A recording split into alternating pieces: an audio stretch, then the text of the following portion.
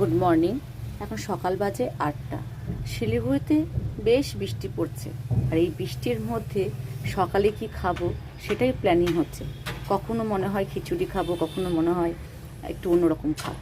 আজকে মেয়ের ডিমান্ড ছিল ডাল সেদ্ধ খাবো, তা সেই অনুযায়ী এই আমার একটা ছোট্ট কূপের মধ্যে আমি ডাল সিদ্ধ বসিয়ে দিয়েছিলাম।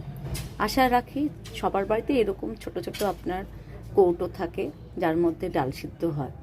কাপড়ের মধ্যে দিই না কেন, একটু আনহাইজিনিক মনে হয়, তা আমি এরকমভাবে কূপের মধ্যে দিয়ে আপনার কৌটোর মধ্যে দিয়ে সিদ্ধ করি। তারপরে এবার ভালো করে পেঁয়াজ লঙ্কা দিয়ে ভেজে নিয়ে আপনার ভালো করে ডাল সিদ্ধটা মাখিয়ে নিচ্ছি। আজকের রেসিপি কিন্তু ঠিক করেছে আমার মেয়ে, তা ওর মতো করে ভালো করে মাখিয়ে নিচ্ছি। দেখে জিভ জল আসছে না? এই ধরনের বাঙালি খাবার আমার বাড়িতে কিন্তু সকালবেলা বেশ ভালোই হয়। তো এইভাবে ভালো করে মাখিয়ে নিলাম। এই রেসিপি করতে করতে ভাবছি অনেক দিন কিন্তু এইভাবে ডাল মাখা খাওয়া হয়নি, তাই আজকে খাওয়া হচ্ছে। এবার মাখানো হয়ে গেলে পারে তারপরে নেব হচ্ছে ভাতটা নিয়ে নিলাম।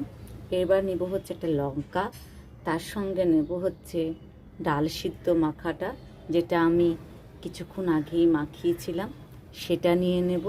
তার সঙ্গে নেব হচ্ছে ওই যে আপনার হচ্ছে একটা হচ্ছে মাছ। সকালবেলা দেখবেন মাছ আসলে পরে মাছ ভাজা একটু ঘি দিয়ে খেতে বেশ জমে যায়। আজকে সকালের কিন্তু আমার এই ব্রেকফাস্ট হয়েছে। আর হ্যাঁ, ঘি যদি না থাকে তাহলে কিন্তু আমাদের বাঙালিদের পাতে ঠিক জমবে না। সেই জন্য 1 চামচ ঘি নিলাম, দিয়ে সকালবেলার ব্রেকফাস্টটা শেষ করলাম।